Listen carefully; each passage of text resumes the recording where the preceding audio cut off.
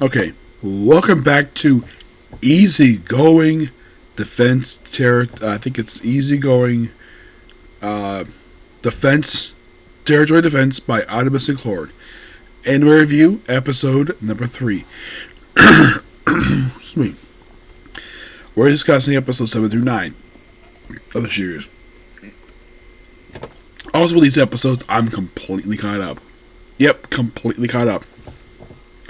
A few things I mentioned last episode. So, the forest dragon they fought in the previous episode, for some weird reason, not sure why, they decided to use, believe it or not, Godzilla's roar for the damn thing. And also, during the fight sequence, they used the music from Star Trek 4, The Voyage Home, which is kind of interesting. I like that music. I'm wondering why they used it for a fantasy-based anime, but cool nonetheless.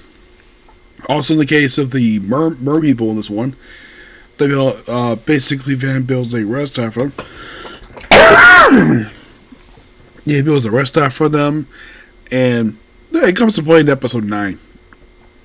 So after the whole thing with the dragon, they apparently have two other merchants come in, and, well, they offer to sell them for 60 platinum coins, even though they're valued at 100 platinum coins. Which, of course, they later leave, and the two brothers, Bell and Ringo, form a trading company, which he gets support from, basically the Vice Countess who's there, which she supports no problem because they're very nice people. So they establish a trade company. They leave the Chamber of Commerce, which is interesting to say the least, because Van knows the president of that particular Chamber of Commerce. Why in the world he doesn't say, hey, I know the president too? So they, of course, get funding, of course, and they get support. So then, of course, she goes to visit the king, King Dingo, informs basically about Van's exploits, and requests to be offered a noble rank, which he does get one, the rank of Baron. So, by the way, the Merc people, they don't play a role in these episodes until like episode 9. So after they defeat the dragon, of course, they slice it up, and then we have discovery of a dungeon. Yes, a dungeon here, which is interesting. So, they recommend not do it first, because they wanted to wait to build the city, but they built up early enough. Excuse me. So, they've reported, obviously, Kusha, who's apparently the scout of the group. He's the one who found it. Of course, they found it out because he's a scout. It's because he's so fast that he gets reported to the royal capital, which he does. He's getting a mental sword, and on the way there, he runs to a pretty lady who's a nobleman's daughter, which she lost all of her she lost her parents are dead, and her land was conquered. So he offered to live with her, basically her live with him. Of course, they go to the capital to form, and they come back, and then Van offers to build these two a house, which of course they're very happy with. And of course, Aja is so funny. He's like, "Damn, he found a girl before I did," despite the fact he's party with a pretty girl too. So of course, Pethro wants basically Van Gogh to establish a base there, which of course they bring basically, well, everybody there except for Sponda and D, which of course they build an outpost for the adventurers, which of course the governor of the thing is going to be Esponda, and D is going to charge the chivalrous guard of the town, which recommend, oh, why did you recruit these guys? Nope, they were recruited by Esponda. Like, damn, outscoop me. So they go out there because they're not taking the ride very well, and of course they had to stop because the bridge they built was so terrible. They just put 2 logs there and called it a day. And Van's like, this is terrible. So he replaces the 2 logs with an actual sturdy bridge. And then they go across, they build a base, build a gate, 4 floors, waiting area, storage area. I think it was the second floor was the cafeteria. 3rd floor was the... Well, before this, there was a group of wild adventurers show up. and they're not intimidated by Van, but they're intimidated by D, which is so funny. They call him Boss. And then, of course, basically, Otto's left in charge of this place, which is not a bad idea because he's a veteran adventurer. So, and you think, okay, what's next? Well, then, of course, we have more villagers show up because, of course, their land was devastated, and, of course, they can't pay the taxes of the local lord. Van offers, hey, why don't you just move here?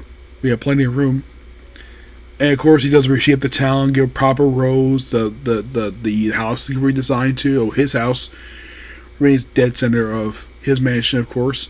They redesign the Illinois uniform. He also builds more ramparts, and he builds 2 towers, which he builds those after the dragon attack, which was really cool. The fortress itself looked a lot like a prison, kind of. And of course, doing the star shape. Of course, the reason for this is so they can fight multiple bad guys at once. So, and then of course the 300 come in, and of course then the nobleman's daughter comes in, and of course then we also discover our Van discovers about Archie's marionette magic. Apparently the murder of the royal family, so it's deemed basically taboo magic. So, and at first when she practiced in front of everybody, like shows it off as a puppet show, basically. At first, it was against the good fans, like, don't worry, she doesn't do anything, so. Excuse me. Sorry, I had to keep coughing like that, so it just had to be like that. So, shows it off, everyone loves it. And then, not long after this, the king of the country shows up and tells Van, you've been appointed Baron? He says, yes, sir. That was exploits, the dragon thing, and of course, he does show off, like, how he built the rampart. It took like 4 months. In fact, that the development took like several years. It took months. And then, of course, he was introduced to the mer people, and then choose the rest area. Then, of course, the chieftains interact. Really cool here. And then, of course, they go back to town, where they're instantly informed, oh crap, there's another dragon attack. So, looking at basically, they have protocol for this. Yeah, some people go to take shelter, repairing the fences, and once again, we have the dragon using the Godzilla roar. Why in the world do you use the Godzilla roar? I don't know. I know this is the Godzilla roar because I've seen the Godzilla movies. So that's how I know what this is. Yeah. Unless you probably think, unless you see the series before you see Godzilla, why does Godzilla roar of a dragon? Godzilla did it first. So there's that. But otherwise, so great episodes, and now I'm caught up with this. Time starting on anime, which I'll probably get through a little bit. I'll probably get through a little bit tonight and probably cap it up tomorrow. Okay, so that's pretty much it for the video. Please be sure to like, comment, subscribe, turn notifications. No, there's another video of this. I'm gonna say the comment corner when my voice is a tad bit better. I only have just enough voice right now just to do the anime stuff. Okay, because the comment corner ones will take me a lot longer to talk about. Okay, but the next video. Bye.